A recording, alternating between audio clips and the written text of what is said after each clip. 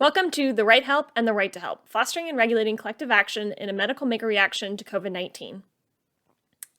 In response to COVID-19, there has been an incredible surge of medical making, the practice of using digital fabrication tools like 3D printers to design, make, and distribute medical devices outside of the traditional manufacturing infrastructure.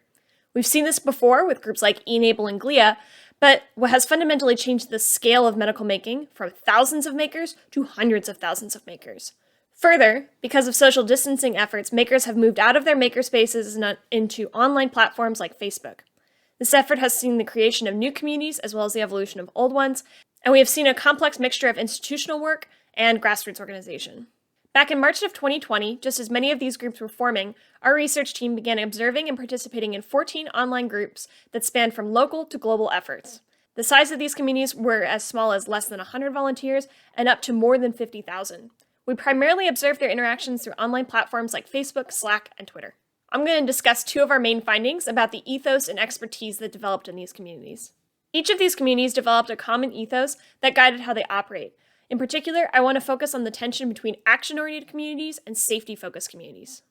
Action-oriented communities tended to act on the assumption that the consequences of doing nothing outweighed the risks of jumping into medical making. In extreme cases, this was presented as a moral absolute, that inaction was wrong and action was right. They believed that anyone critiquing actions and slowing things down was obstructionist and immoral. For example, one volunteer said, "Less thinking and more action. Contact the hospital directly and you will get the administrators and executives. Ignore them." Alternatively, safety-focused communities tended to focus on the risks of medical making. These makers adopted a clinical, Hippocratic oath to do no harm and would rather delay action than take undue risk. For example, they might say something like, "We built in multiple points of redundancy," rather than relying on a single step where if it failed, the entire thing would go pear-shaped.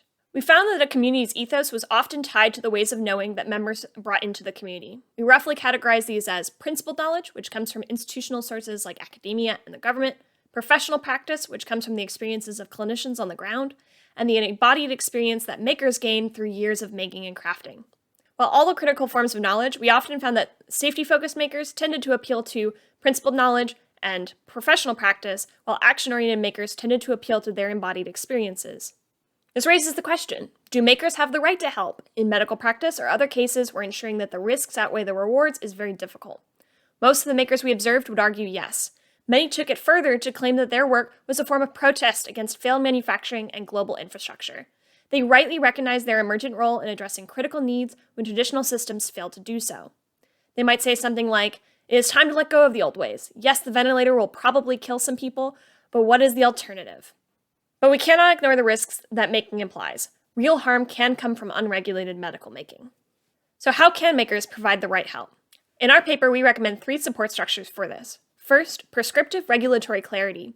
That is a new system of medical device regulation that considers non-institutional design and manufacturing and can be easily understood and adhered to by makers.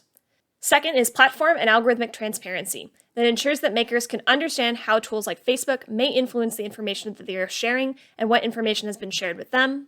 And third, the expansion of a regulatory repository infrastructure like that of the NIH 3D Print Exchange, which enables makers to more freely share and receive critical feedback about their devices. I'll leave you with a few key takeaways. First, as in past literature, we have found a significant tension between makers who want to take action and those who want to work safely. Second, volunteers' values often aligned with their perspectives that derive from affiliations with specific groups and institutions. And third, much of the confusion and frustration makers shared derived from a lack of regulatory transparency that inhibited both those who took action and those who wanted to work safely. Thank you for your time, and we hope you check out our other talk at the tiny URL below.